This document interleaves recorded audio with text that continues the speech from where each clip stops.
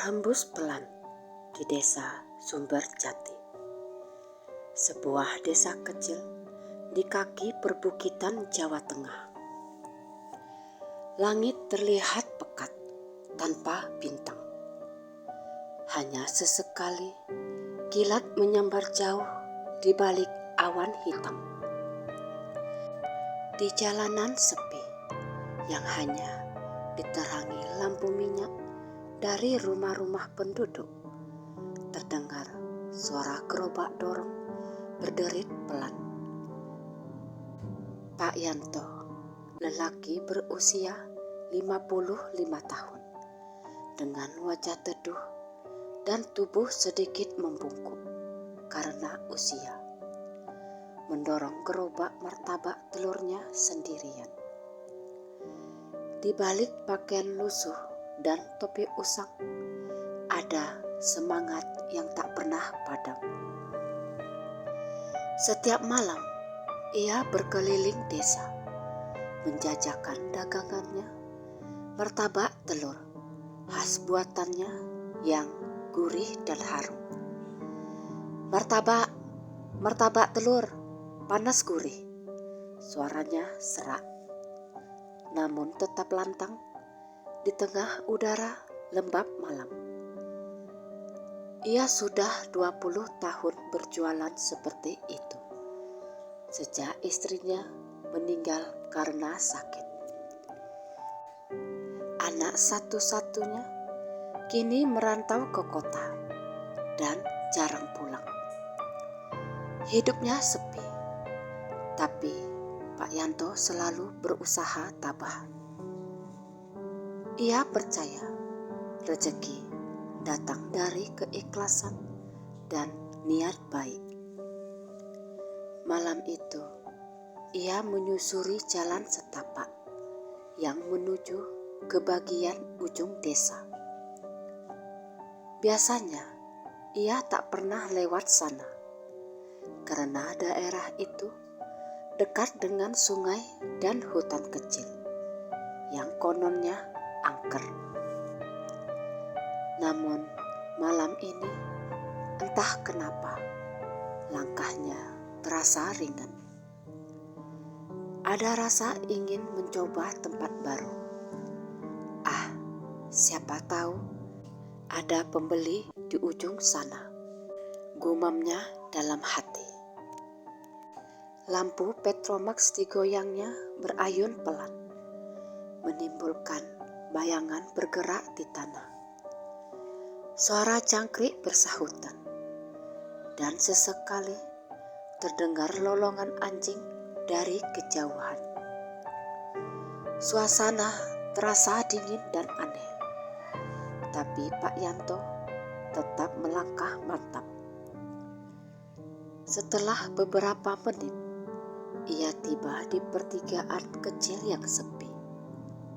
Di sana berdiri sebuah rumah tua yang tampak gelap.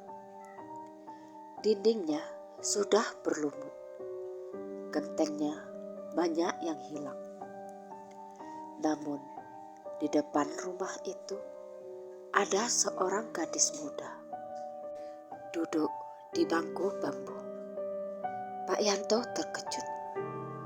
Gadis itu tampak cantik, berusia sekitar 18 atau 19 tahun, mengenakan kebaya putih dan kain batik halus.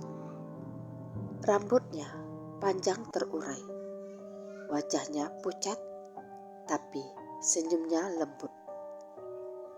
Di bawah cahaya Petromax, wajahnya terlihat samar, namun memancarkan sesuatu yang tenang.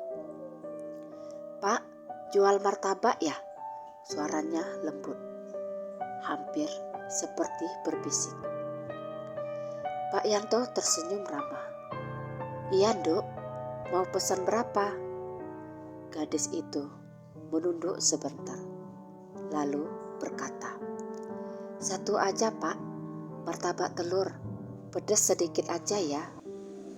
"Baik, Nduk," jawab Pak Yanto sambil menyalakan kompor minyaknya. Suara minyak mendesis saat telur dituang ke wajan panas. Harum bumbu rempah menyebar di udara. Sementara ia memasak, ia sempat melirik gadis itu beberapa kali. Gadis itu hanya duduk diam sambil menatap api dari Petromax. "Sendirian aja, Nduk? Rumahmu di sini ya?"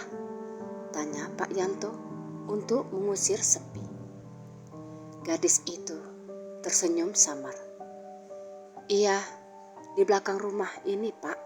Saya tinggal sama ibu. Tapi ibu lagi sakit, gak bisa keluar." "Oh, semoga lekas sembuh ya." "Iya, makasih Pak."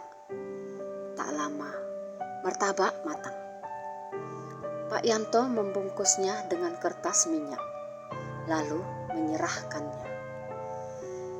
Tapi saat ia hendak menyebut harga, gadis itu terlebih dahulu mengeluarkan uang lembaran 10.000 rupiah.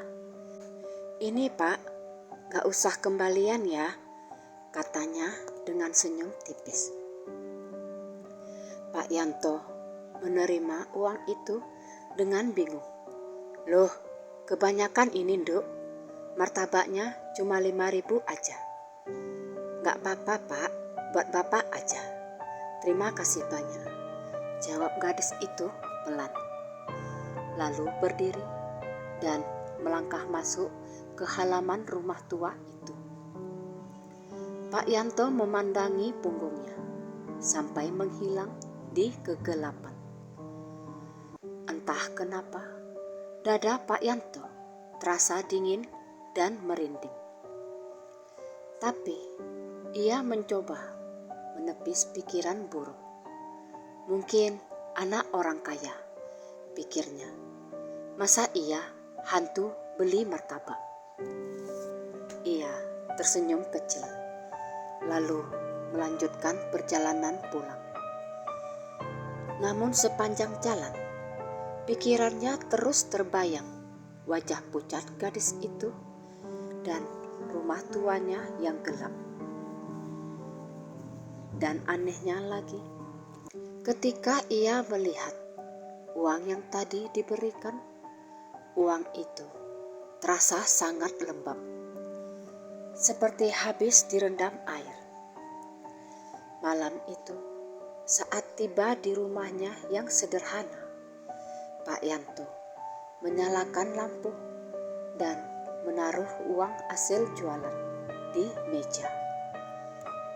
Tapi ketika ia melihat tumpukan uang itu lagi, uang dari gadis tadi sudah berubah warna.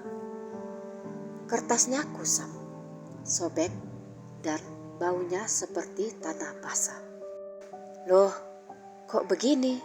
bisiknya pelan. Angin malam berembus dari jendela, membuat tirai bergerak lembut. Dari luar terdengar suara lirih, seperti perempuan tertawa pelan. Pak Yanto tertegun, suaranya sangat dekat. Ia menoleh ke jendela, tapi tak ada siapa-siapa di luar. Hanya ada kegelapan pekat dan pohon pisang yang bergoyang pelan tertiup angin. Ia menutup jendela cepat-cepat dan merapatkan kain sarungnya. Dadanya berdebar kencang.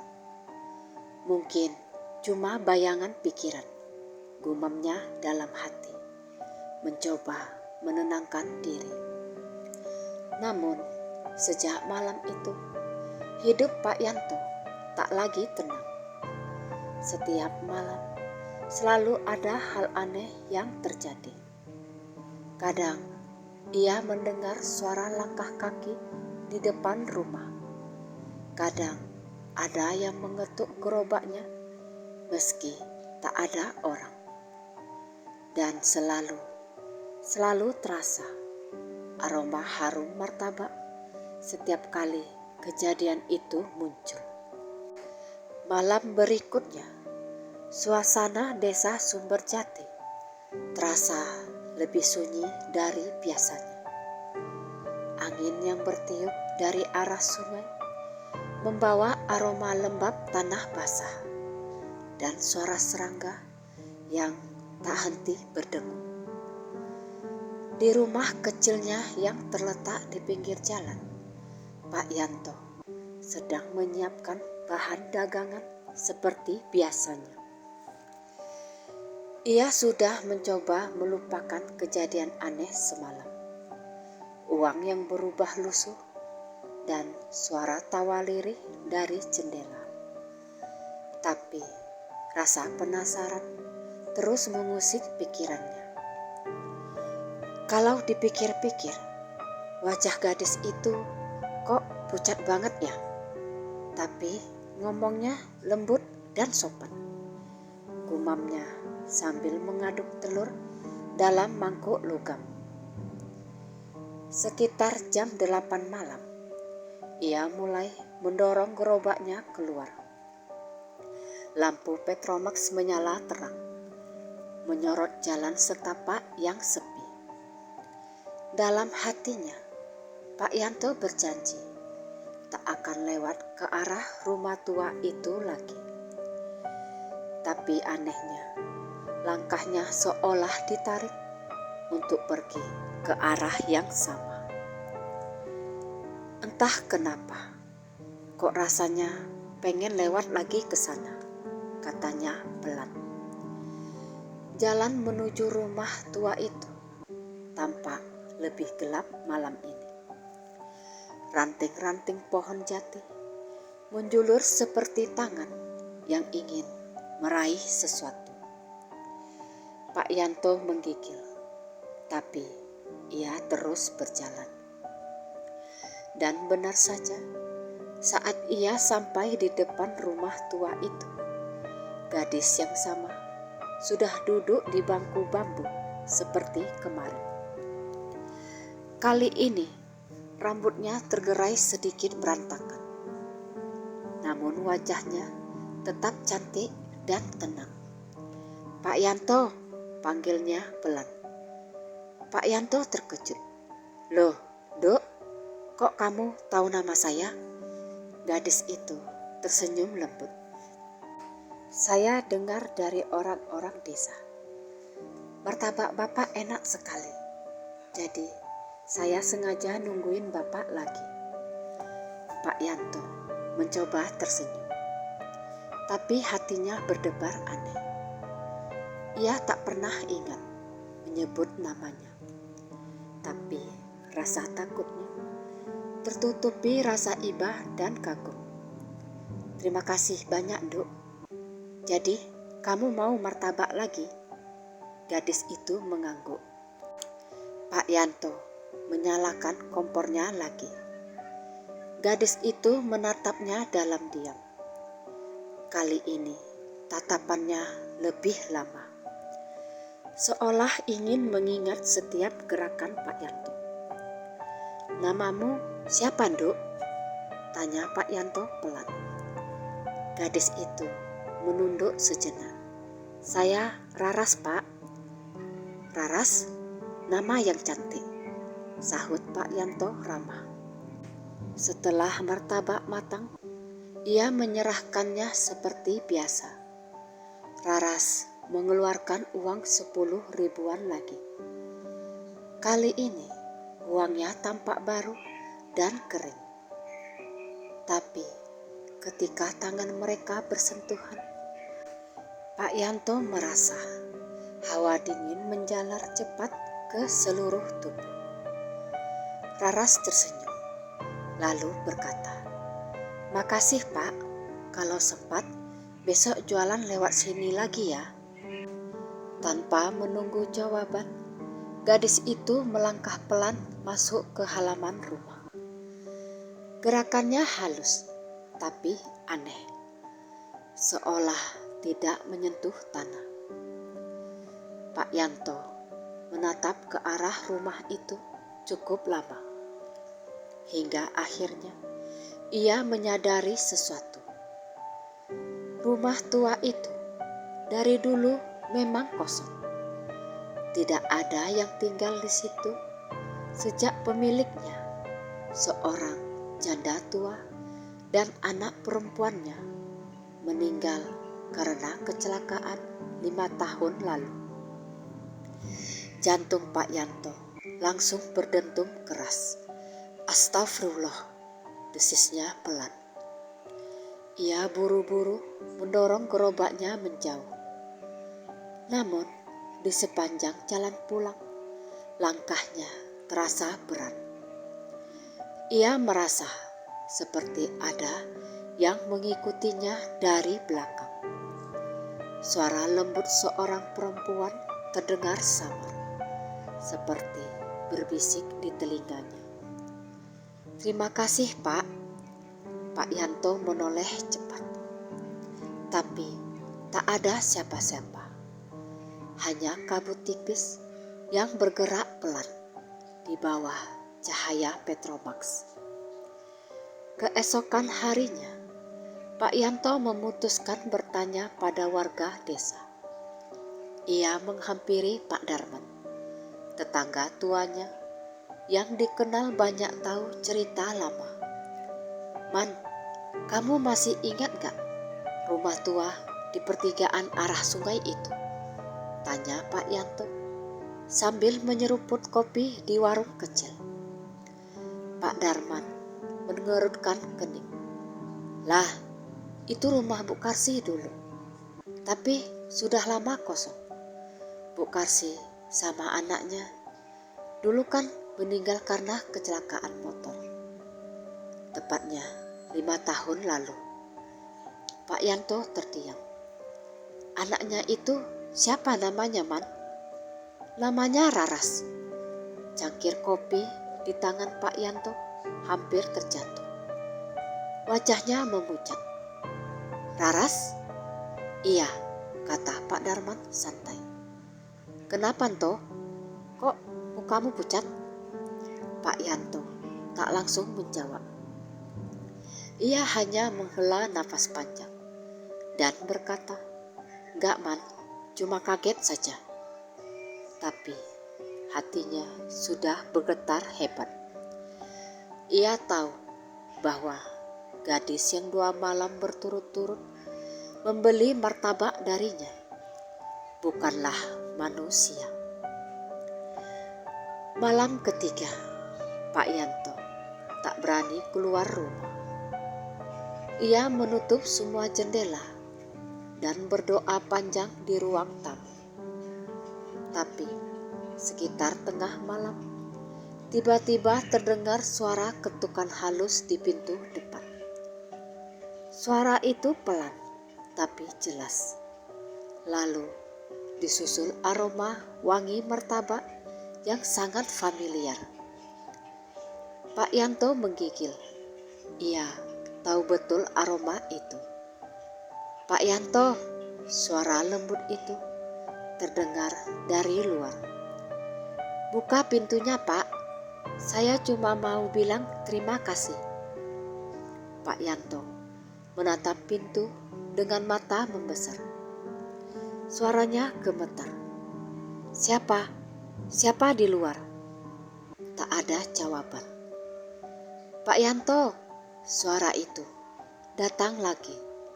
"Jangan takut, Pak." Tanpa sadar, air mata Pak Yanto menetes. Entah kenapa, rasa takutnya tiba-tiba berubah jadi rasa iba. Suara itu tidak terdengar jahat, malah seperti memohon. Ia membuka pintu perlahan dan angin dingin langsung menyapa wajahnya. Di depan pintu berdiri sosok Raras dengan kebaya putihnya yang sama. Tapi kali ini wajahnya lebih pucat, matanya sendu, dan kaki kanannya tampak tak menjejak tanah. "Pak," bisiknya lirih. Saya cuma mau bilang terima kasih sudah mau jualan buat saya. Padahal orang lain takut lewat sini. Pak Yanto hanya diam. Dadanya sesak. Raras menunduk lalu menatapnya lagi. Saya sudah lama ingin makan martabak telur. Dulu waktu masih hidup, ibu janji mau belikan, tapi belum sempat. Air mata tipis mengalir di pipi pucatnya. Pak Yanto menelan ludah. "Duk, kamu sudah gak ada ya?" Raras tersenyum samar. "Iya Pak, tapi saya gak jahat. Saya cuma ingin ngerasai janji yang dulu belum kesampaian."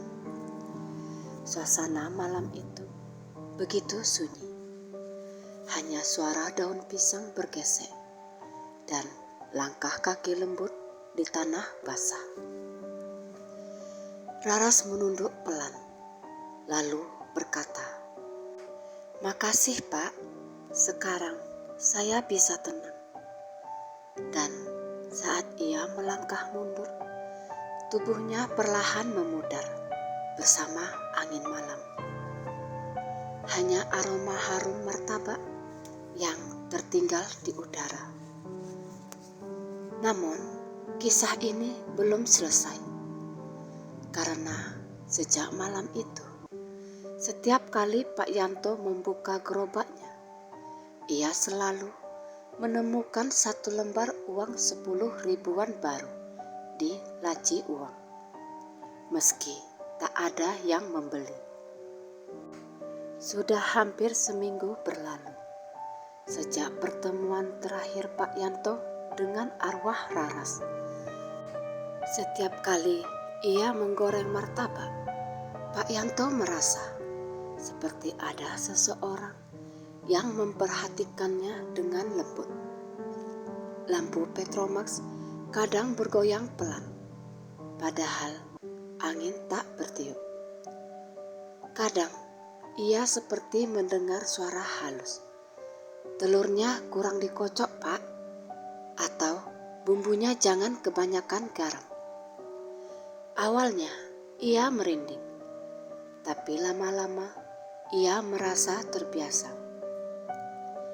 Ia merasa seperti ditemani seseorang yang tak ingin menakutinya. Namun suatu malam, sesuatu membuatnya tak bisa tidur.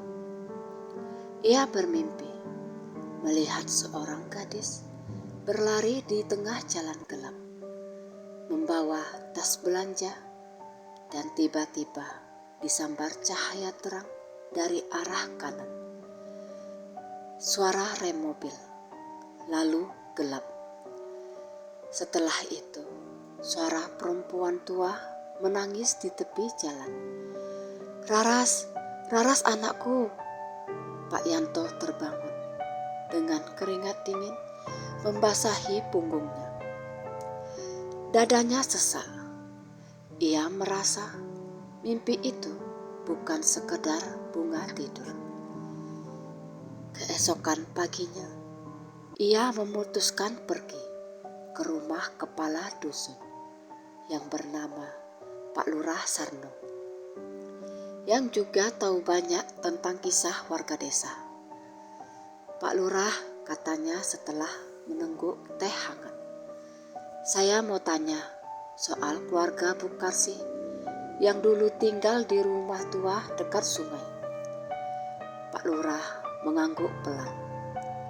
"Keluarga itu dulu baik orangnya.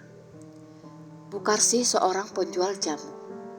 Anaknya Raras masih SMA. Sayang, waktu itu mereka mengalami kecelakaan motor sepulang dari pasar malam di kecamatan. Kata orang-orang, malam itu jalan sangat licin karena habis hujan. Raras jatuh ke selokan dan kepalanya membentur batu.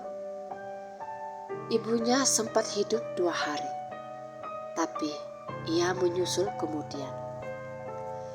Pak Yanto tertunduk. Pak Lurah kembali berkata, dan yang buat miris, waktu itu Raras katanya minta martabak di pasar malam. Tapi Bu Karsi bilang, nanti besok saja. Besoknya mereka malah kecelakaan. Pak Yanto tercekat. Martabak? Iya, jawab Pak Lurah. Katanya itu permintaan terakhir Raras sebelum ia meninggal. Suasana hening sesaat. Burung-burung di atap rumah Pak Lurah berkicau pelan. Tapi bagi Pak Yanto, dunia seperti berhenti berputar. Semua potongan cerita kini menyatu di kepalanya. Jadi benar, Raras datang padanya bukan untuk menakut-nakuti, tapi menepati janji yang tak sempat terpenuhi. Malam itu, Pak Yanto mendorong gerobaknya lagi ke arah pertigaan tempat rumah tua itu berdiri. Hatinya mantap, meski bulu kuduknya meremang. Bulan separuh menggantung di langit-langit.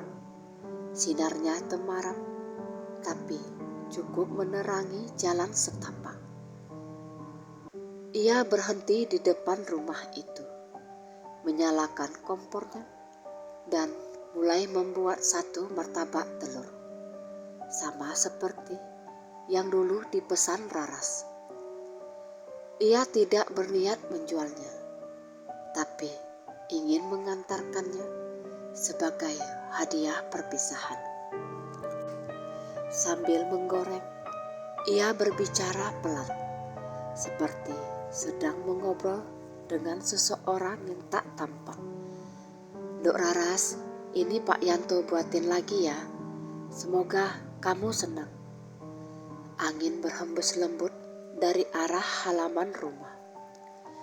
Lampu Petromax bergoyang, dan sekelebat bayangan putih melintas pelan di belakang pohon randu yang tumbuh di sisi rumah.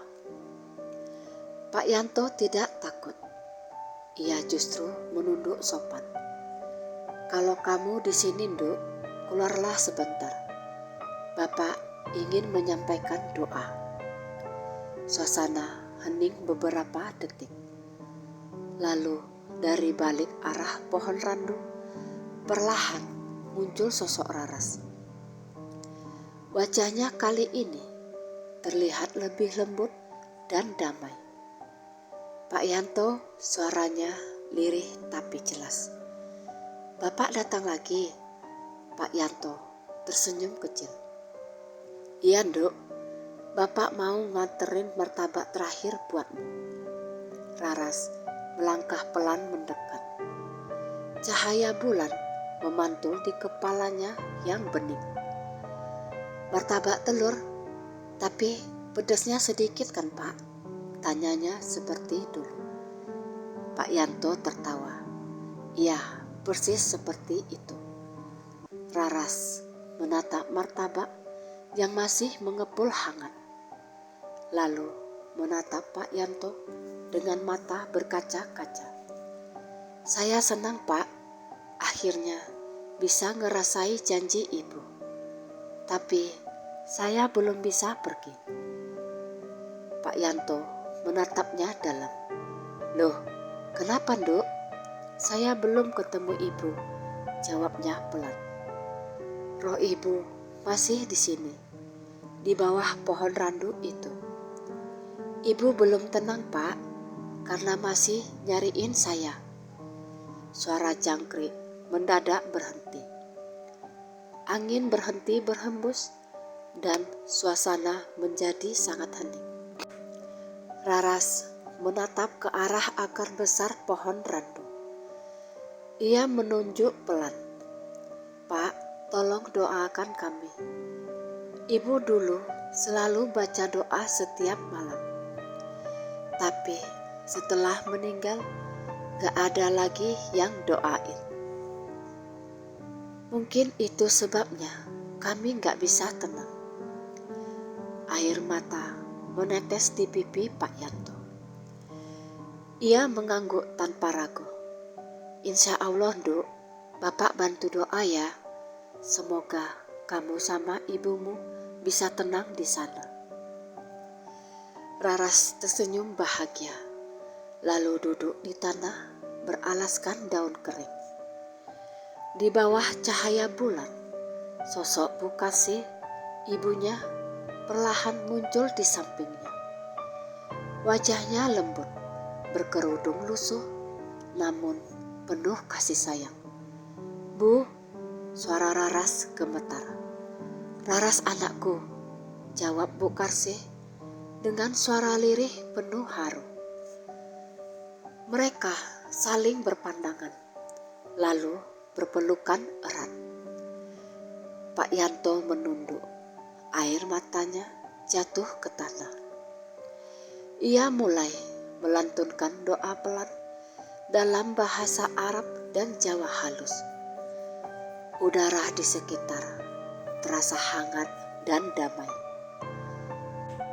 Dari tubuh dua sosok itu, cahaya lembut berwarna kekuningan perlahan muncul. Semakin lama semakin terang. Sampai akhirnya suara lembut Raras terdengar. Makasih Pak Yanto, makasih atas doanya dan martabaknya. Cahaya itu perlahan naik ke udara, memudar seperti kabut tersapu angin. Di tanah hanya tersisa aroma harum martabak dan bunga melati. Sejak malam itu, rumah tua di pertigaan tidak lagi tampak menakutkan.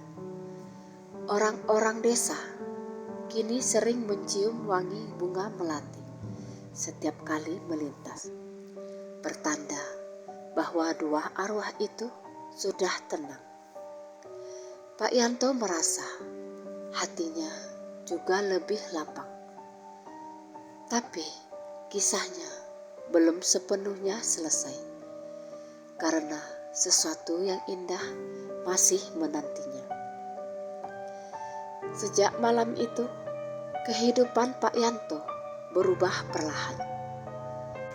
Ia tak lagi takut berjualan lewat jalan pertigaan tempat rumah tua itu berdiri. Rumah itu kini tampak lebih terang, meski tidak ada yang tinggal di dalamnya. Dindingnya yang dulu berlumut kini seperti bersih tersapu angin. Dan setiap kali lewat, Pak Yanto selalu berhenti sebentar untuk menundukkan kepala dan mengirim doa dalam hati. Semoga kamu dan ibumu tenang di sana, Nduk, bisiknya lembut. Malam-malam yang dulu terasa panjang, kini terasa damai. Tidak ada lagi suara tawa aneh, ketukan di jendela, atau aroma martabak yang muncul tiba-tiba. Tapi kadang saat angin lewat membawa aroma wangi melati, Pak Yanto tahu Raras sedang lewat dan tersenyum dari dunia lain. Beberapa minggu kemudian, kabar mulai menyebar ke seluruh desa. Martabak telur Pak Yanto mendadak jadi terkenal. Entah kenapa, rasanya semakin enak, kulitnya renyah, bumbunya pas, dan aromanya menggugah selera. Orang-orang dari desa sebelah mulai datang ke Sumber Jati hanya untuk membeli dagangannya. Suatu malam, setelah selesai berjualan dan pulang ke rumah, Pak Yanto menemukan sebuah amplop di atas meja. Tidak ada yang tahu dari mana asalnya. Amplop itu berwarna coklat muda, dan di bagian depannya tertulis dengan tulisan halus. Untuk Pak Yanto, dari yang pernah berterima kasih. Tangan Pak Yanto bergetar saat membuka amplop itu. Di dalamnya ada beberapa lembar uang 100 ribuan dan secarik kertas kecil bertuliskan, "Bapak sudah menepati janji, memberi kebahagiaan terakhir yang saya impikan. Kini saatnya Bapak juga bahagia. Gunakan ini untuk membuka usaha baru, agar Bapak tidak lelah keliling setiap malam." Dari Raras. Air mata langsung mengalir di pipi Pak Yanto. Ia duduk di kursi kayu dan menatap kertas itu lama sekali. Hatinya hangat dan penuh syukur. "Terima kasih, Duk. Bapak berdoa kamu bahagia di sana," ucapnya lirih sambil menengadah ke langit. Angin malam tiba-tiba tertiup lembut. Tirai jendela bergerak perlahan, dan samar-samar terdengar suara lembut seorang gadis. "Martabaknya enak sekali, Pak." Pak Yanto tersenyum. Ia tahu Raras benar-benar sudah tenang.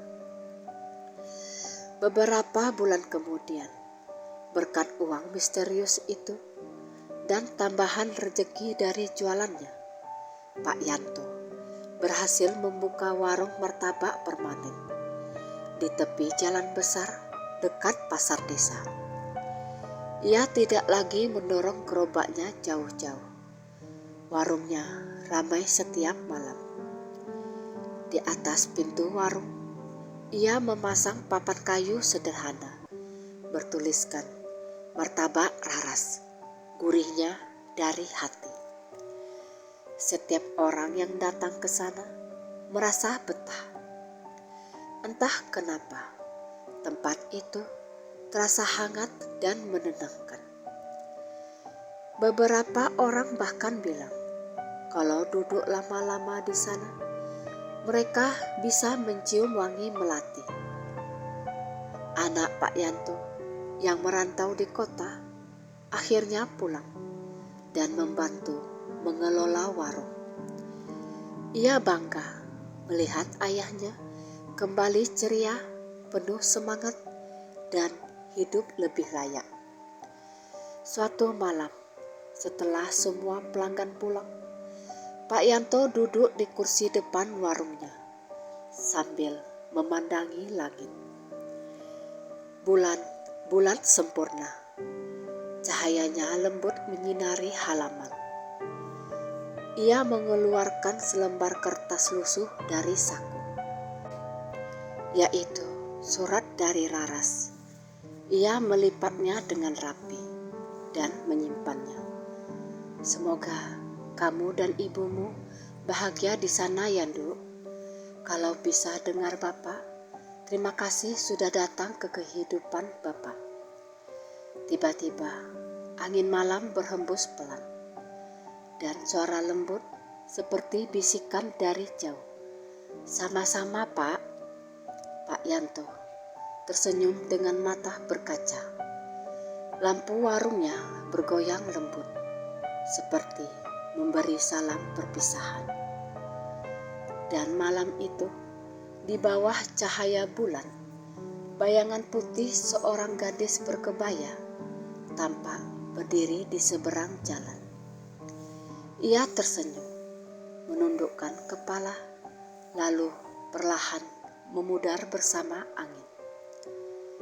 Sejak saat itu, warung martabak Raras menjadi tempat yang tak hanya menjual makanan, tapi juga menyimpan kisah tentang janji, doa, dan kebaikan hati. Orang-orang yang datang selalu merasa tentram, seakan ada restu dari dunia lain yang menjaga tempat itu. Dan setiap kali Pak Yanto menggoreng martabak terakhir di malam hari, ia selalu tersenyum sambil berbisik. Ini untuk Munduk, satu lagi, pedas sedikit. Aroma harum martabak memenuhi udara, bercampur dengan wangi melati yang lembut. Tanda bahwa arwah Raras masih datang sesekali, bukan untuk gentayangan, tapi sekedar menemani.